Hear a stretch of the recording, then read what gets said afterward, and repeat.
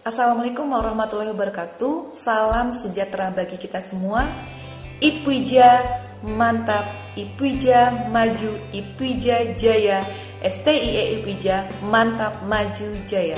Nah, ini adalah penilaian mata kuliah pendidikan kewarganegaraan, mengingatkan kehadiran 10%, tugas 35%, UTS 20%, UAS 35%. Menjelang UTS, materi UTS khusus pendidikan kewarganegaraan yaitu identitas nasional, warga negara dan sistem kewarganegaraan, negara, konstitusi dan tata perundang-undangan Indonesia, demokrasi dan hak asasi manusia. Silahkan para mahasiswa melihat video selanjutnya terkait kasus-kasus, studi kasus serta materi yang berkaitan dengan materi UTS yang akan keluar soalnya di UTS. Silakan disimak video ini dari awal sampai akhir sehingga bisa mendapatkan gambaran nanti soal-soal yang dikeluarkan dalam UTS. Terima kasih. Nah, ini adalah contoh kasus tentang identitas nasional. Jadi ini kasus-kasus yang berkaitan dengan identitas nasional. Silahkan ditonton ya. Indonesiaku penuh dengan konflik. Konflik antar suku. Mereka mendarah, seolah-olah sudah terarah untuk menjarah. Bentrok warga satu persatu dari mereka mulai merambah. Seolah tidak sabar untuk menghabisi semua tanpa jeda. Sebenarnya fisiologis untuk sistem kita yang makmur akan divergensi. Jadi ini banyak kasus-kasus yang berkaitan dengan identitas nasional. Perubahan membuat kita keropos akan identitas. Mereka seakan terkikis sedikit demi sedikit. Di sini ada polisi dan TNI membubarkan warga yang bentrokan antar warga, titik konflik tanpa perubahan. Contoh konflik antar suku membuat kita seperti membawa satu tapi terbagi nol. Ada tapi semu. Mereka terpecah tanpa tahu kapan ujungnya. Bentrokan antar warga, tapi satu yang aku tahu. Jadi, jika tidak dari sekarang, kapan kita akan bergerak? Nah, ini adalah salah satu contoh identitas nasional. Indonesia itu kaya dengan budaya. Tapi sayang, rakyatnya miskin kesadaran. Bisa ditonton videonya, apalagi anak mudanya. Sudah dibutakan sama opa-opa Korea sampai lupa siapa pahlawan bangsanya.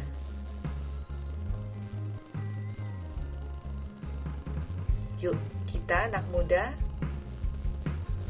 ingat identitas nasional kita sebagai warga Indonesia. Inilah kasus-kasus yang berkaitan dengan identitas nasional. Mereka semua lebih senang Blackpink dibandingkan Tari Kuda Lumping. Apakah mahasiswa seperti itu juga? Komen di bawah ya. Silakan dituliskan nama lengkap dan NIM saya siap UTS di link bawah komentar. Terima kasih. Ini adalah contoh-contoh kasus yang wajib dipelajari oleh seluruh mahasiswa. Jadi mata kuliah pendidikan kewarganegaraan bagaimana mahasiswa bisa mengaplikasikan dalam kehidupan sehari-hari. Mereka membela girl band Korea, tapi kawan-kawan sendiri ya musuhi. Mana ada bangsa yang anti akan budayanya sendiri? Budaya itu karya yang melekat pada nama Indonesia. Tanpa budaya yang kaya, kita bukan Indonesia. Suka Korea, Barat, India, atau Arab? Ya boleh-boleh saja sih. Tapi Indonesia tetap pertama ya. 300 kelompok etnis dan 1.340 suku bangsa, Indonesia memang ramai dan seluruh dunia tahu akan hal itu.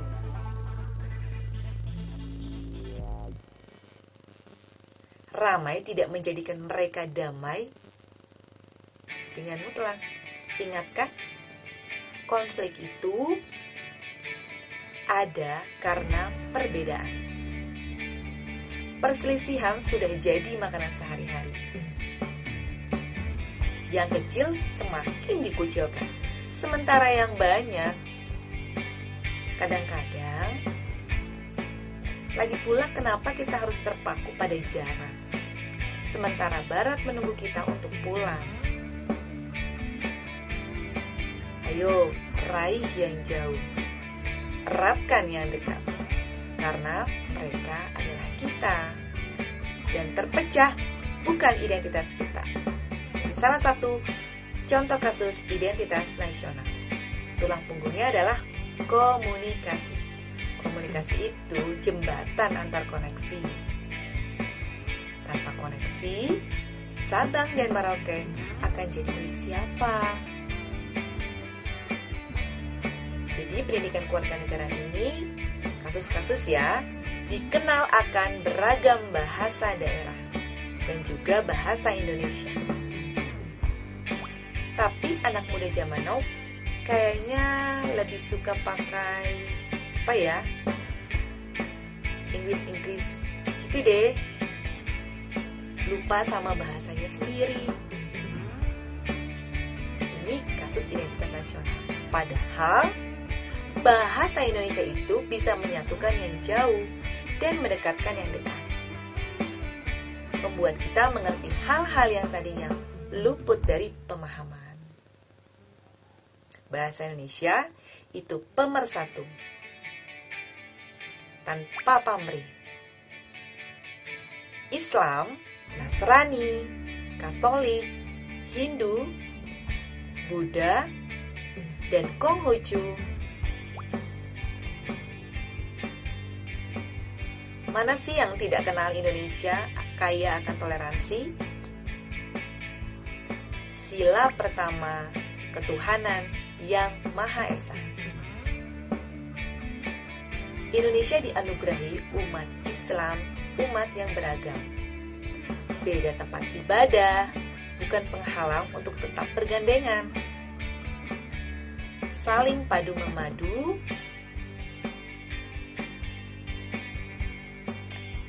saling tolong menolong ya. Toleransi yang erat antar sesama bangsa, namun tetap taat pada ajarannya masing-masing.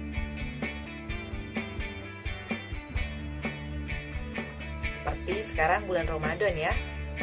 Intinya, perbedaan itu ada untuk menjadi pembeda, bahwa kita mampu berbaur jadi satu. Dalam jarak, kita kaya akan budaya. Saling memangku dalam macam-macam beragam agama warganya, tetapi disatukan oleh satu bahasa nasional. Kita kenal sebagai Indonesia. Dengan identitas-identitas itu, identitas nasional. Inilah contoh kasus identitas nasional yang menjadikan kita lain dengan bangsa yang lain, tapi tetap kokoh dalam peradaban. Apabila identitas nasional itu hilang, maka Indonesia juga akan hilang. Dan jika Indonesia hilang, maka bumi pertiwi tidak akan ada sebagai pijakan kita.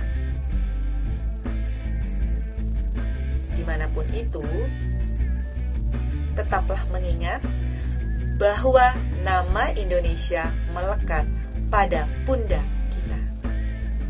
Itulah salah satu contoh identitas nasional. Nah, sekarang adalah ini kisi-kisi kedua, negara dan sistem kewarganegaraan. Apakah pernah mendengar kewarganegaraan ganda? Ius soli dan ius sanguinis. Kita lihat ya penjelasannya. Ius soli itu di sini, jadi dia lahir di Brazil. Jadi warga negara Brazil kan. Nah, di sini ada Argentina, Brazil, Jamaika, Kanada, Meksiko. Nah, kalau ius sanguinis, Indonesia, ayah ibunya adalah orang Indonesia, otomatis menjadi warga negara Indonesia. Nah, kalau misalnya ini menganut Belanda, Filipina, Inggris, Jerman, Korea Selatan, Indonesia termasuk. Nah, dui kewarganegaraan. Jadi mungkin sangat mungkin ya. Misalnya di sini dicontoh, lahir di Argentina, berarti dia pahamnya ius soli, dan tuh lahir di Indonesia ius sanguinis. Nah, di sini warga negaranya, nah, silakan anak itu mau pilih mana. Pastinya warga negara Indonesia dong. Nah, misal juga ada lahir tanpa warga negara, memang bisa ya, sangat mungkin. Nah, di sini penjelasannya ya. Jadi dia lahir di Indonesia, itu kan ius sanguinis. Lalu anak itu juga lahir di Amerika, ius soli. Ini tanpa warga negara. Nah, ini namanya, pernah dengar ya, naturalisasi. Jadi wajib naturalisasi. Nah, ini adalah yang perlu diketahui 9 syarat naturalisasi ya. Bisa dibaca, yaitu berusia 18 tahun, di skip saja tadi ya, di jeda. Bangga jadi warga negara Indonesia, ya sudah menjadi warga negara Indonesia yang baik. Yang tadi syarat-syaratnya di skip yang tadi ya, bisa dicatat di bukunya. Nah, ini demokrasi. Nah, di sini demokrasi yaitu kekuasaan rakyat, hak setara, dihukum juga ya. Nah, di sini penjelasannya tentang demokrasi. Jadi prinsip-prinsip demokrasi itu kedaulatan rakyat, persetujuan pemerintahan, lalu jaminan hak asasi manusia. Ya, ini adalah prinsip-prinsipnya, bebas, adil, jujur, terus kuasa mayor, hak minor. Jadi di sini macam-macamnya ya, para mahasiswa. Bisa dilihat, atau misalnya kalau terlalu cepat di skip saja, berhentikan lalu ditulis. Nah, di sini adalah misalnya demokrasi ini ya. Jadi ini ada juga ciri-ciri demokrasi. Nah, yang pertama itu partisipan. Nah, yang kedua yaitu HAM atau hak asasi manusia.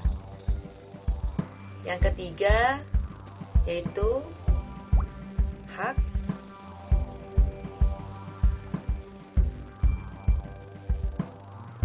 bebas berpendapat ya para mahasiswa. Jadi ini adalah demokrasi sesungguhnya. Kita berhak untuk bebas berpendapat melalui pemilu. Nah, di sini juga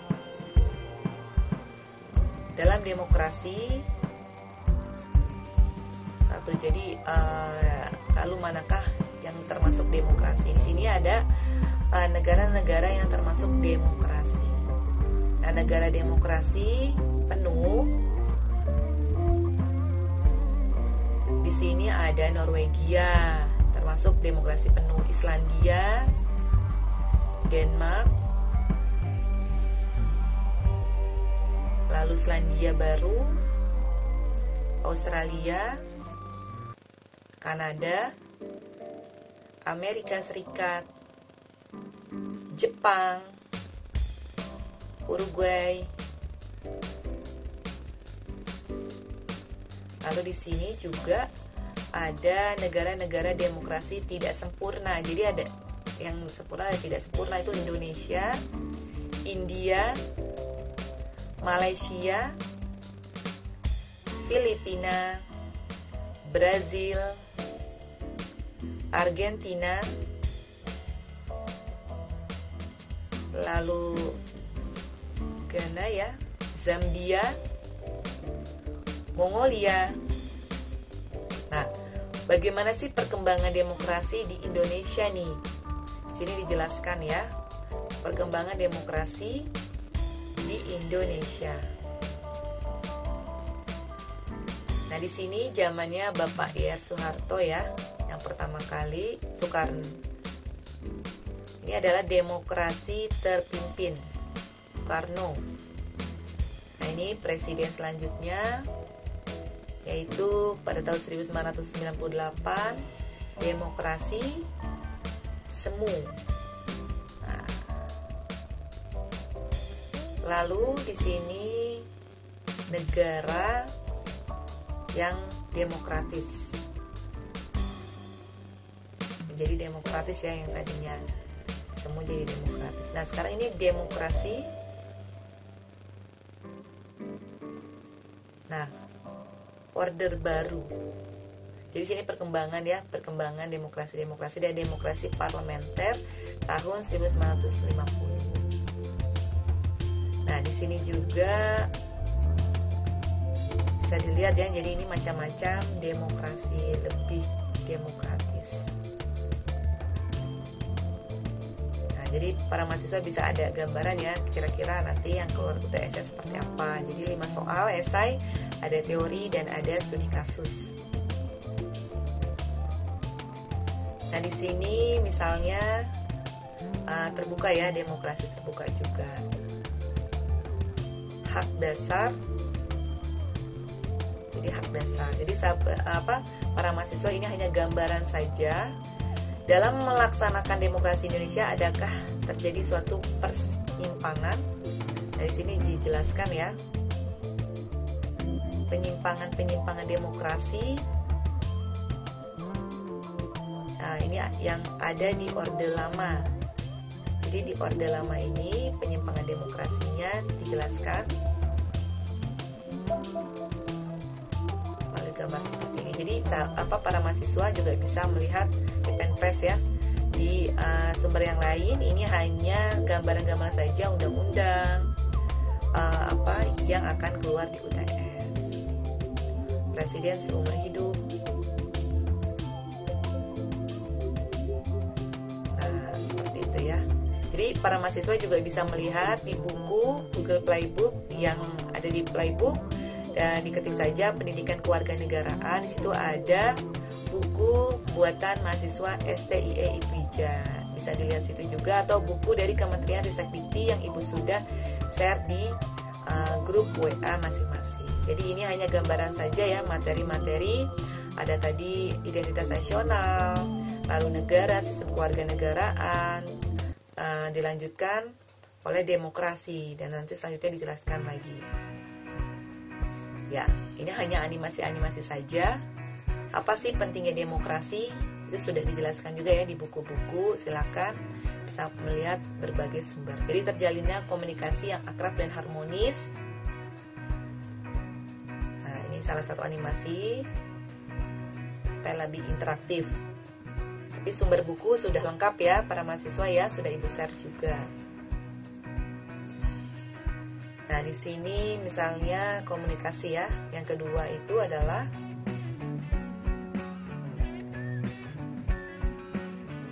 memberikan motivasi. Jadi ini animasi-animasi tentang demokrasi. Para mahasiswa bisa melihat video ini dan ditambah oleh sumber-sumber buku yang Ibu sudah berikan, baik buku Kementerian Ristekdikti atau buku di Google Playbook Pendidikan Kewarganegaraan. Silakan dibaca. Jadi ada sekitar 6 pembahasan materi identitas nasional, warga negara, sistem kewarganegaraan, demokrasi, dan selanjutnya yaitu hak asasi manusia. Dilanjutkan dengan konstitusi dan tata perundang-undangan. Jadi ini hanya gambaran sekilas animasi-animasi. Untuk penjelasan lebih lanjut silakan lihat buku ya. Jadi mahasiswa sudah punya gambaran ya soal-soal yang akan keluar, yaitu 5 soal, ada teori, ada studi kasus. Nah, ini tata perundang-undangan menurut tahun nomor 10 tahun 2004. Jadi tata perundang-undangan sebagai berikut. Yang pertama UUD RI tahun 1945, yang kedua Undang-Undang Peraturan Pemerintah Pengganti Pemerintah, yang ketiga Peraturan Pemerintah, ini bisa dibaca ya. Yang kelima Peraturan Daerah Provinsi, yang keenam Peraturan Daerah Kabupaten atau Kota, yang ketujuh Peraturan Desa. Selanjutnya hak asasi manusia. Jadi hak asasi manusia itu adalah hak yang dimiliki seseorang mulai dari lahir hingga dia meninggal. Jadi ini sekilas, jadi mungkin para mahasiswa yang tidak sempat ke Zoom sudah melihat gambarannya sekilas UTS. Untuk penjelasan lebih lanjut bisa lihat buku. Terima kasih. Nanti selamat UTS, penjelasan lebih lanjut akan dijelaskan di grup WhatsApp. Itulah materi terkait pendidikan kewarganegaraan, pendidikan UTS. Jadi ada studi kasusnya, ada soal-soalnya nanti. Jadi ada 5 soal, di mana soal itu berkaitan dengan teori pendidikan kewarganegaraan, lalu studi kasus. Jadi soal-soal UTS akan Ibu ambil dari kasus-kasus atau deskripsi yang sudah dijelaskan. Silakan para mahasiswa mempelajari video ini, bisa diulang-ulang. Dan bisa juga di komen di bawah nama lengkap dan NIM, lalu ditulis saya siap UTS. Seperti itu ya. Nanti setelah UTS ini, agar mahasiswa terarah, video-video pembelajaran nanti akan